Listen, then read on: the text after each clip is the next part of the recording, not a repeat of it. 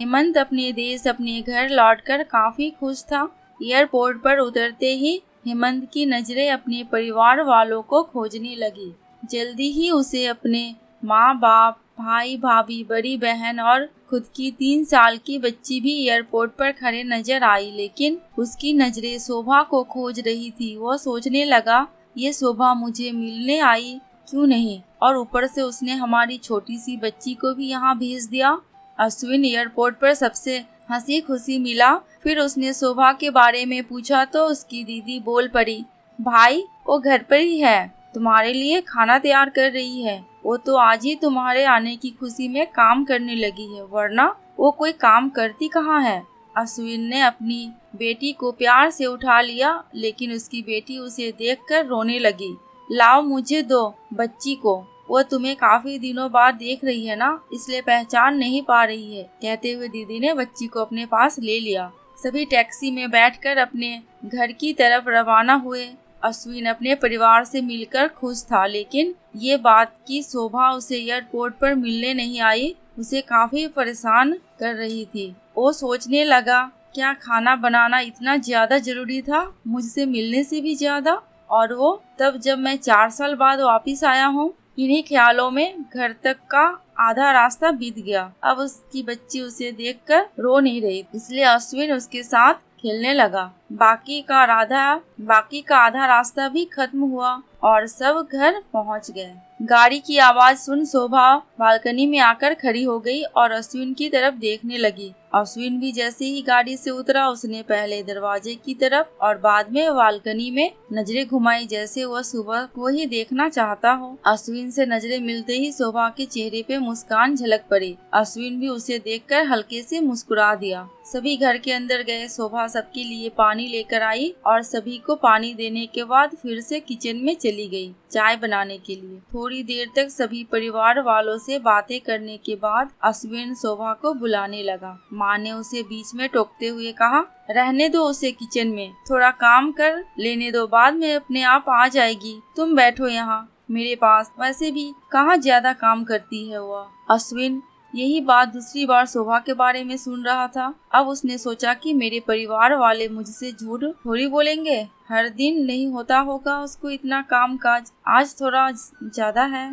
मैं बाद में उससे बात कर लूंगा। अश्विन अपने परिवार वालों से बातचीत में मगन हो गया। एक के बाद एक रिश्तेदार और पड़ोसी अश्विन के मिलने आते रहे और शोभा को किचन से बाहर निकलने का समय ही नहीं मिला। सभी के लिए चाय बनाना, नाश्ता बनाना, यही करते करते शाम हो गई। शाम होते ही अकेली शोभा इस बड़े से परिवार का खाना बनाने में जुट गई। 2 घंटे बाद सभी परिवार वाले खाना खाने के लिए डाइनिंग टेबल पर बैठे थे, सिवाय शोभा के। अश्विन चाहता था कि शोभा भी उसके साथ बैठकर खाना खाए, लेकिन फिर माँ ने कहा, अगर वह भी खाना खाने बैठ जाएगी तो सबको परोसेगा कौन। सभी के खाना खाने के बाद शोभा ने अकेले खाना खाया। रात को सोने के वक्त अश्विन और शोभा अच्छे से मिल पाए। अश्विन शोभा के साथ काफी बातें करना चाहता था, लेकिन वह उसके चेहरे पे थकान और नींद अच्छे से देख सकता, इसलिए उसने शोभा को परेशान ना करने का फैसला किया और उसे सोने दिया। शोभा सोने ही वाली थी कि उसकी छोटी बच्ची रोने लगी तो शोभा तुरंत उठकर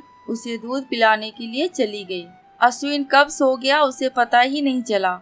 जब सुबह बच्ची की रोने की आवाज आने लगे तो अश्विन उठा और शोभा को पुकारने लगा। जब शोभा पास नहीं दिखी तो उसने बच्ची को चुप कराया और फिर से सुला दिया। अश्विन बाद में शोभा को देखने लगा तो शोभा उसे फिर से किचन में मिली, जो सुबह सुबह ही जल्दी उठकर घर वालों के चाय नाश्ते की तैयारी में लग गई थी। अब अश्विन सोचने लगा, माँ और दीदी तो कहती थी कि शोभा ज्यादा काम नहीं करती, लेकिन जो मैं देख रहा हूँ वो तो कुछ और ही है। अश्विन अब सब समझ गया था, पर वो अपनी माँ को ऐसा नहीं बोल सकता था कि शोभा से ज्यादा काम ना कराया करो, इसलिए अब उसने खुद ही शोभा की मदद करना शुरू कर दिया था। अश्विन के हाथ बटाने से शोभा को थोड़ा सा अच्छा लगने लगा था। पहले जहाँ उसका चेहरा थकान से उतरा रहता था, अब उस पर थोड़ी थोड़ी चमक आने लगी थी। अश्विन ने कुछ दिनों में ही यह महसूस कर लिया था कि शोभा अब वो शोभा नहीं रही थी जिसे अश्विन शादी करके लाया था। वो तो कोई और थी जो तोते की तरह बोलती थी, और ये शोभा तो बिल्कुल चुप है, गुमसुम है। ऐसा लगता है जैसे किसी के दबाव में हो, किसी डर की वजह से सहमी हुई हो। अश्विन शोभा को उसके काम में और ज्यादा मदद करने लगा। अश्विन का ऐसा व्यवहार अब घर वालों को खटकने लगा। घर के सभी बड़ों और उसकी दीदी ने मिलकर अश्विन को समझाया, तुम अपनी बीवी की मदद करते हो, उससे हमें कोई ऐतराज नहीं है, लेकिन तुम्हें भी एक हद तक ही ऐसा करना चाहिए। जब तक कोई तुम्हें ऐसा करता ना देख रहा हो तब तक सब ठीक है, लेकिन जब कोई तुम्हें बीवी के होते हुए बर्तन धोते देखे तो वो अच्छा थोड़ा ही लगता है। और सोचो, आगे चलकर शोभा को तुम्हारे हेल्प की आदत पड़ गई तो तुम्हारा अपना काम में ध्यान लगाना मुश्किल हो जाएगा। अश्विन हमेशा से ही अपने परिवार वालों की बात मानता आया था। जिस तरह से सबने अश्विन को समझाया था, अश्विन भी उसकी बातों में आ गया। अब अश्विन शोभा की मदद करने से कतराता था। कभी कभार वह बच्ची के लिए दूध गर्म कर लिया करता था, उससे ज्यादा कुछ भी नहीं। घर वालों ने अश्विन को विदेश जाने से मना कर दिया और कहा कि यहीं पर कुछ काम कर लो। अश्विन ने अब घर से ही ब्यूटी प्रोडक्ट्स ऑनलाइन बेचना शुरू कर दिया। उसका परिवार भी बढ़ गया। अब उसे 2 बेटियां और 1 बेटा था। दोनों बेटियां स्कूल जाने लगी थी, लेकिन बेटा अभी भी छोटा था। जितना अश्विन कमाता था उतना सबके लिए काफी नहीं था। काफी सोच विचार के बाद अश्विन ने यह फैसला किया कि वो अब शोभा के साथ शहर में जाकर रहेगा, जहाँ पर शोभा भी काम कर पाएगी और वह घर से ही अपने ब्यूटी प्रोडक्ट्स बेचना शुरू कर रखेगा। इस तरह से वे अपने पैसों की तंगी को पूरा करेंगे। परिवार वालों ने भी अश्विन को इजाजत दे दी। अश्विन चाहता था कि माँ भी उसके साथ रहे, लेकिन माँ को शहर में आना मंजूर नहीं था। माँ बड़े भाई के साथ रहने लगी। शहर में अब शोभा नौकरी करती और अश्विन घर से ही ऑनलाइन अपने प्रोडक्ट बेचता।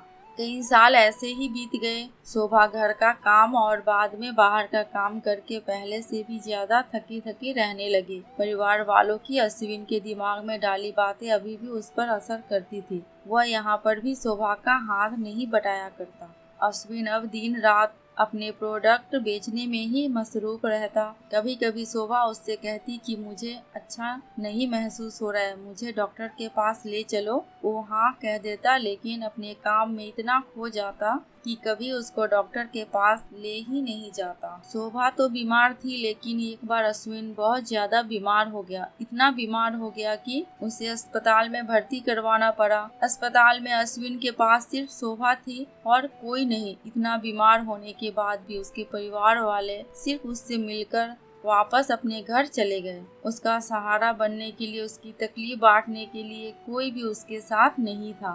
बिस्तर पर पड़े और शारीरिक तकलीफ से गुजर रहे अश्विन को अपनों का ऐसा व्यवहार बहुत तकलीफ दे रहा था।